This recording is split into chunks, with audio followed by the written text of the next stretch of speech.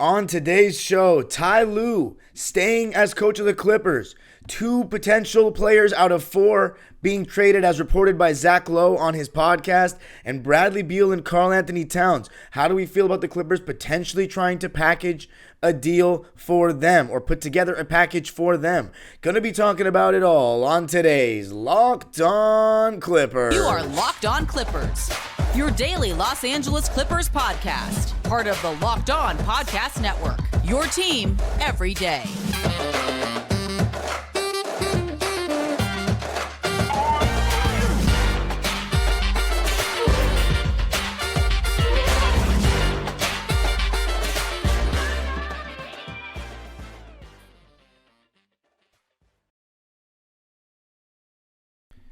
Yes, sir. You are locking in with the Clips. Thank you for making Locked On Clippers the first listen of your day, your team, every day. I'm your host, Darian Vaziri, going into my 19th season as a Clipper fan in the fall. You can also follow me on Twitter, Instagram, and TikTok at DimeDropperPod and subscribe to my own YouTube channel, Dime Dropper, for even more LA sports, LA Clippers, and NBA history content. And of course, Locked On Clippers is free and available on all your favorite podcasting platforms, including YouTube, where I want you to tell me how you feel about the news that was reported today. Several different big NBA media heads coming out with some stuff. For one, Chris Haynes' article for Bleacher Report talking about that Ty Lue is not looking like he's not going anywhere right now. He won't be getting an extension, he says. But he has a contract up until the 2024-25 season, but the Clippers have a team option on that. So the guaranteed year of his deal is this upcoming season, and it sounds like he is going to be our coach for the upcoming season. So going to be reacting to that. And then Zach Lowe saying that 2 of 4 Clipper players that he listed are very likely going to be traded. He said he's pretty sure of it. He said very sure, I'm pretty sure. Okay, now I'm too many sure's there, but he said he was pretty positive. I don't have the exact quote in front of me, but, you know, that's a big NBA person saying something with such certainty, and he said they were going to trade them for 1 player. And then the Washington Wizards, given the Michael Winger situation, have been reportedly, or should I say it's being reported that they could potentially rebuild, which has been years overdue, and if they rebuild, the first domino to fall has to be Bradley Beal getting traded. So looking into the possibility for the Clippers to try to go for that. And then Karl Anthony Towns, because he was on PG's podcast and with Rudy Gobert, you know, it seems like there's also been some rumors there about the Minnesota Timberwolves kind of moving on from him after 8 years. But anyway, let's get into the first one. And by the way, before we start, this episode is brought to you by Game Time. Game Time is the best place to get the best deals on last-minute tickets to any event that you want to go to. Let's talk about the first one, Ty Lue staying. So all season long, there's been the whole rift between Lawrence Frank and Ty Lue. And I was told by a couple of people that it's very likely that they will not both be back next season. From the looks of things, they will both be back next season. So it makes me think, were the rumors not true, or did they get over some stuff? Because they clearly, I don't know if there was any personal beef, but they had a difference of opinion, and that was made very clear with the whole Terrence Mann being strong-arm thing, Ty Lue being willing to trade Terrence while Lawrence Frank didn't want to trade him for Fred VanVleet. Then there was the Westbrook thing where Lawrence clearly seemed like he was against it from his comments in the media. And then he made it very abundantly clear after the season that he trusted. That was the players that pushed it, the coach that pushed it, and he kind of gave in. And I think that may have been where Lawrence Frank said, okay, I was wrong. I could see what they were saying. They want a point guard. Ty Lue wants a point guard. That better optimizes his style of coaching. Paul George does not want the ball in his hands so much. That will optimize him. Because the thing about Paul George is, whether you think it's best for him basketball-wise or not, if he doesn't think that handling the ball so much is good for him basketball-wise, then we shouldn't do that. Because you need when you want a player to buy into something, they have to buy into it. It's not about if he's better at it or not, or if it's a better option. If they're not down for it, it doesn't matter. And you got to appease these human beings. They're not just chess pieces. They are human beings. And whether you agree with Paul George, not wanting the ball in his hands is a totally different discussion. We know for a fact he doesn't. So bringing in a point guard, and I have to say, I have to take an L as well. I was pretty anti getting Russ, even though I'm a massive fan of him and was before he even stepped foot in the Clipper locker room. But I kind of realized that we'd really been lacking a true dime dropper, pun intended, for the Kawhi Leonard Paul George 2-on-3 era. And seeing what it did made me kind of take an L on it. So I think Lawrence Frank also kind of took an L on it and was like, look, I see what they're saying. My only concern is this. They need to be on the same page next season. It's very clear that Lawrence Frank wants a wing-heavy approach. Ty Lue, maybe not as much. They have to come to some kind of consensus. I mean, I'm not saying they have to agree on every single roster move, but you want the guy in charge of the basketball decisions and the coach on the same page. So we don't have any, strong arming and this and that. Here's what I have to say about Lawrence Frank. The way he prioritizes Terrence Mann, I'm of the same belief that he should be playing, he should be starting, probably should be starting at the 2 if I'm being real next season. But Ty Lue seems a little resistant to that. He's extremely resistant to having Terrence Mann at the 1, but that's not that big a deal to me. The point is, Ty Lue staying, I have no issue with it. But he and Lawrence Frank need to be on the same page, and we need to have a clear-cut roster that's not too deep. We need to know who are the guys that are going to be in the rotation and who are not. Who are the guys that are backups for the backups? Likely Amir Coffey, Jason Preston. I hope not Brandon Boston. I hope he's actually one of the players that's in the rotation. But look, Ty Lue has the team option in the 2024-25 season. We will see. That's going to be going into the Intuit Dome. A lot of what we're going to do going into that season is very dependent on how this upcoming season goes. And by the way, I think I'm going to do an episode soon on, do we need to open the Intuit Dome with stars?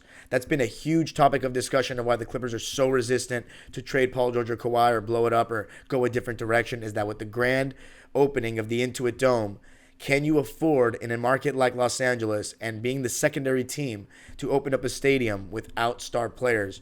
That's an interesting conversation for another episode, but Ty Lue going into that 2024-25 season, we'll see what direction the Clippers want to go. What was reported today by Chris Haynes was that Ty Lue and the Clippers are unlikely to agree to an extension this offseason, and he is extension eligible.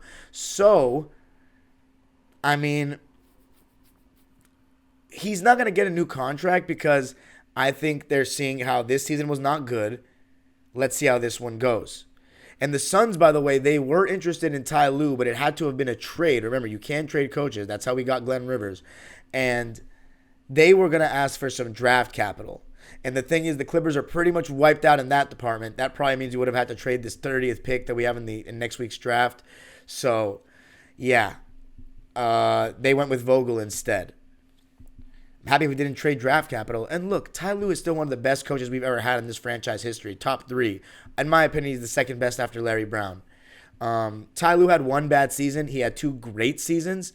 And hopefully things aren't as wacky this upcoming season. There are so many things that have to happen in terms of the roster and everything before that.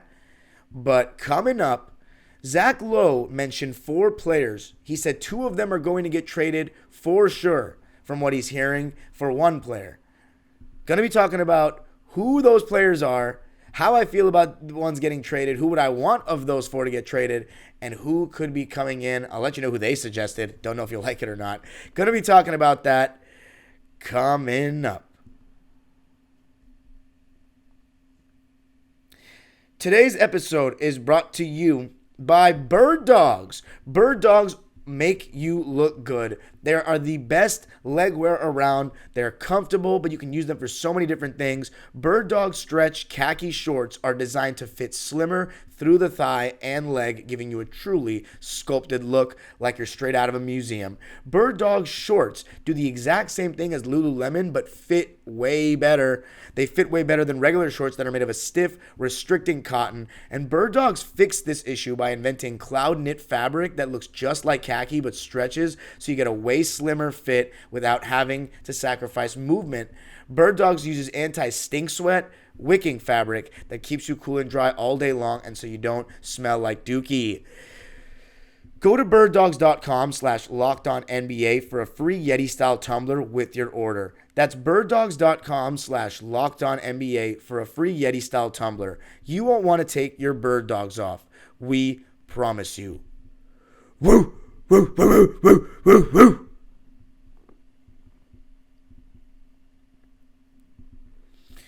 All right. Locked On's NBA mock draft special is here, and it's bigger than ever. Find out who I took with the Clippers' 30th pick in the draft. Follow along the entire first round in a 6-episode ultimate mock draft experience only Locked On can deliver. All episodes are available now on Locked On NBA Big Board on YouTube or wherever you listen to your podcast. You can also find the episode on the Locked On Clippers page on Spotify or Apple Podcasts or wherever you get your podcasts. So let's talk about the Zach Lowe thing. That one kind of took me by surprise. So he says that Clippers are pretty guaranteed. You know what? I'm going to look at the exact quote because I don't want to be half-assed for you guys. Let's see what the exact quote was. So basically, he said the 4 players are Norman Powell, Marcus Morris, Nico Batum, and Robert Covington. He said that the Clippers are going to try to trade 2 of those guys. He says, the one trade I can guarantee, this is the quote, the one trade I guarantee the Clippers will trade 2 of Morris, Batum, Rocco, and Powell for a player. That was on the Low Post. You can find that on your podcast apps or whatever. After, though, you listen to Locked On NBA. Make sure. But, so let's just, examine that for a sec. Norman Powell, Marcus Morris, Robert Covington, Nicholas Batum. It seems like every Clipper fan that wants the team to get better next season wants Marcus Morris gone. We know that senior needs to go. Now, the other 3 guys, a little bit tougher. I've only seen one Clipper fan on Twitter. I've never even met the guy. I don't even know what he looks like, with a decent following, that wants Norman Powell gone really badly. But every other Clipper fan seems to like Norman Powell, want him. I mean, the guy was the leading scorer off the bench last season, I think after Jordan Poole, but Jordan Poole started a good amount of games. Norman Powell was top 3, when it was going to be top 3 or 4, was going to be top 3, I should say, in 6th Man of the Year voting, I believe, had he not had that shoulder injury towards the end. And after the first month of the season, like October, half month, I should say, he was just amazing. And as the season was progressing, he was getting better and better. He had a decent playoffs, and I like Norman Powell in his role. He's a 6th man bucket getter, comes in, adds rim pressure, adds athleticism, attacks closeouts, gets to the line, and plays decent defense. I like that. I think we can use that. And I don't think his contract is that bad. Now, Nicholas Batum cannot be our best power forward next season. I love Nicholas Batum, but he had a declining season. I mean, the guy is, 34 years old? Yeah, he's 34 years old. I mean, if he's your best power forward, it's going to be a struggle to win a championship. This year, Aaron Gordon was the power forward for the Denver Nuggets. And, I mean, he guards the best player. He's 27, 28, athletic as can be. I mean, we can't really compete with that. Nicholas Batum is old. Prime Nicholas Batum, sure. But not this Nicholas Batum.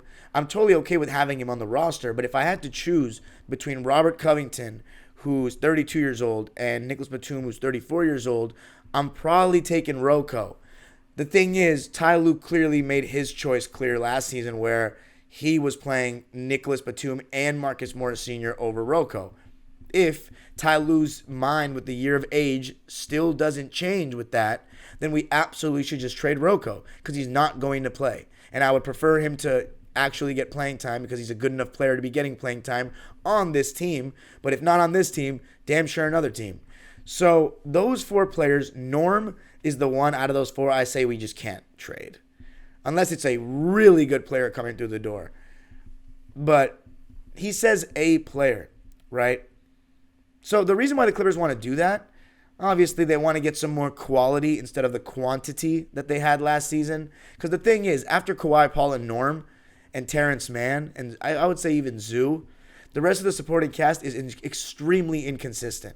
Extremely. Whether it be Eric Gordon, Bones Highland, Nicholas Batum last year was inconsistent with his offense. Defensively, you know what you're going to get. But again, we're putting too much pressure on him as the best defender at his age. That's too much. At the point of attack. This is way too much. And then, who else is there? Mason Plumlee, inconsistent, a normal role player. Eric Gordon, I already mentioned. So, and even Ivica Zubac is very inconsistent. So, in the beginning of the season, he was consistent, but after, he's fairly inconsistent. So, we need more quality depth. And I think that's what they want to do. And also, their contracts are all pretty hefty. Let's read them off.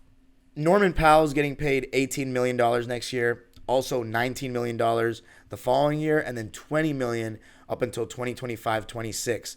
Here's the thing about Norm. He's 30. He's in his prime right now. He's owed $18 million next year, and I think that's totally solid deal for a player that does what he does. He's not getting paid $30 million like Jordan Poole, and he's giving you similar production.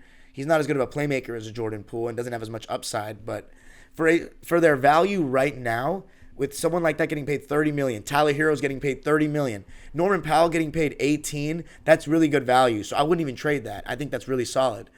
Marcus Morris, on the other hand, is getting paid just less than $1 million less than Norm. He's owed $17 million next year, and he's on an expiring deal. I think that expiring deal is going to entice a lot of teams to take him because there are plenty of teams that could use a Marcus Morris off their bench to shoot some threes. I genuinely believe that the Miami Heat, given how slowly they play and the three-point shooting they lack, they could really use Marcus Morris. I mean, how much worse is Marcus Morris than Kevin Love? Kevin Love's a great rebounder and passer, but Marcus Morris is still a better offensive player right now. Regardless, I think he could play on the Heat. I really do. And, yeah. I think Marcus Morris, with the expiring deal, I think teams would be inclined to take him. Now, Robert Covington's also on an expiring deal. He's making $11 million, $692,308 next year. That was the exact number. Sorry for reading all that. But basically, he's making a little over $11.5 million. That's really good value. 1 year left. Let's just use him. Just use him. Like, I don't know. But again, teams are going to be inclined. That's really good value, and it's an expiring contract. Nicolas Batum, also an expiring contract, getting paid just less than $100,000 more than Robert Covington. So a little under $12 million a year, and he's an expiring contract as well. I think we just let Nico play out his contract, but then walking for free is like, teams could still use him, but you're not getting much for Nico Batum on an expiring contract. He doesn't have that many years left. I think we might as well just ride it out. But look, if we have to trade two of those four, definitely senior, and then you have to pick between Rocco or Nico. Who do we bring back? They suggested Kristaps Porzingis, who's making 36. He has a player option for next season. He can make $36 million.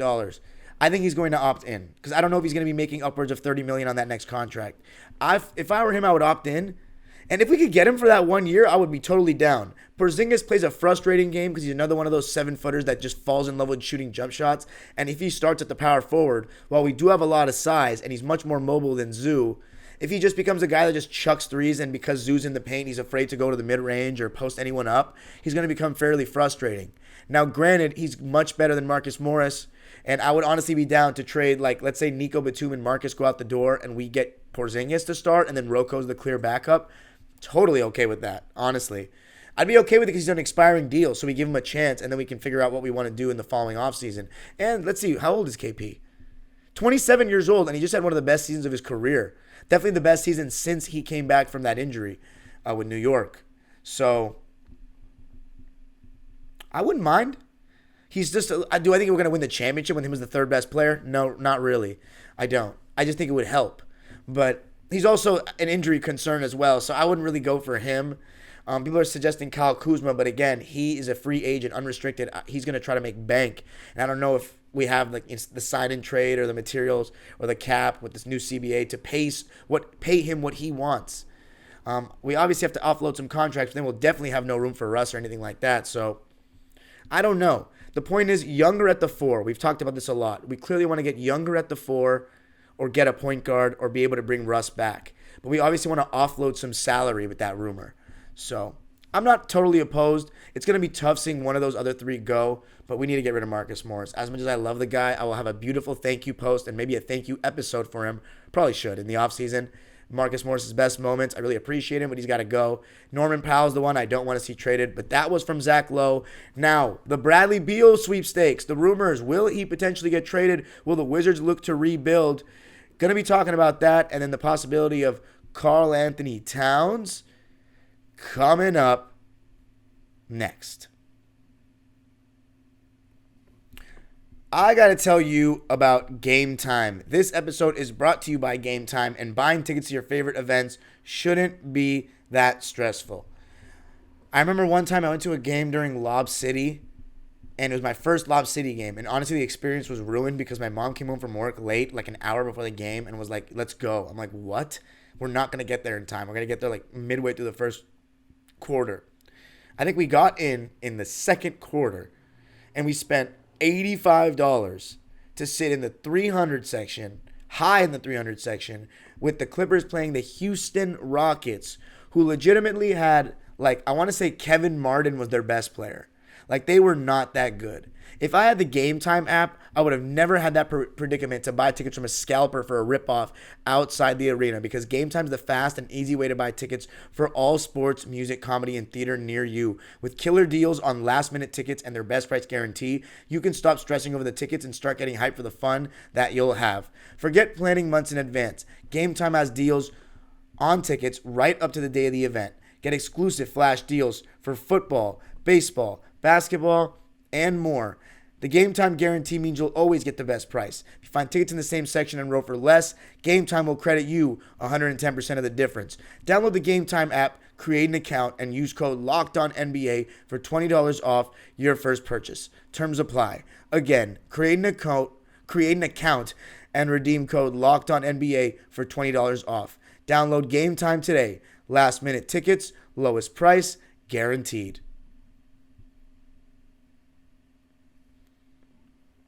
All right, so I'll talk about Karl Anthony Towns first.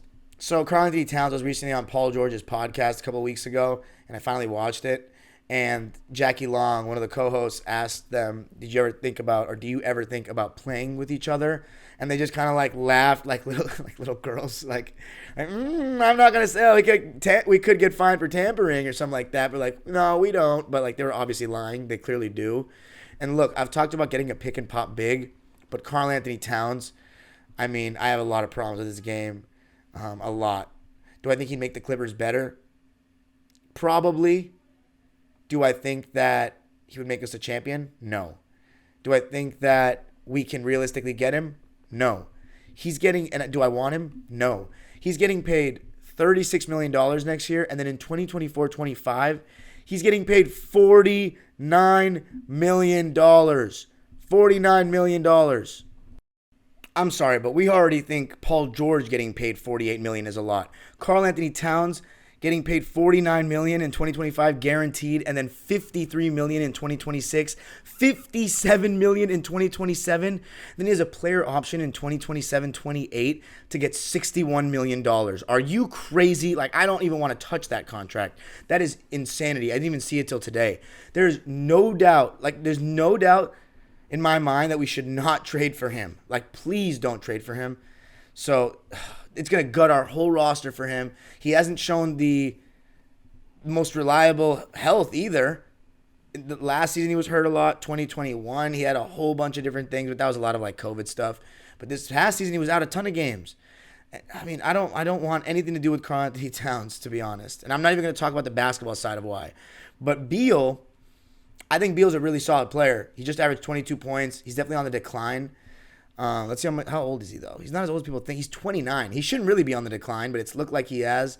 I watched him a lot in the 2021 season with Russ, and I don't mean to sound like a hater. It's so hard to average 30 in the NBA, no matter what era, even though so many guys are averaging 25 plus these days because of the way the game is played and the rules. But Bradley Beal was averaging, I really sound like a hater saying this, but I'm just being honest because I like Bradley Beal actually. He was averaging the most meaningless 30 I've ever seen. Like, didn't matter if they won or lost, it was the same 30, decent efficiency, but it was not momentum changing. Like, the shots he would make were like when the Wizards were due for a basket because they were on, the other team was on an 8-0 run and they slacked off for a sec. Like, he would score points a lot in the first quarter and then he wouldn't take over games. There was not many takeovers. It didn't feel like the most impactful 30. I always say that, 2 points is not the same as 2 points. Momentum matters. And it was when Russell Westbrook took his game to another level that they started winning. In the beginning of the season, it was free Beal. Then Russ went crazy, and they made the playoffs. So it was really Russ. And then the last season, not the one that just happened, 2022, they started off really well, but Beal's numbers really declined. And I remember we played them in that game we came back where Kennard had the 4-point play. And I just remember being in a Twitter space with so many Wizards fans, and one of my really good friends is a Wizards fan, and they're done with Beal. Like, they know he's not a number one on a championship team.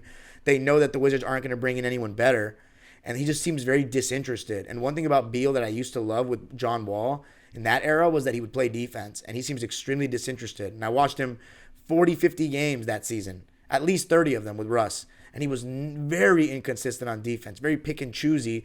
And, you could say that maybe on a new team he would try harder.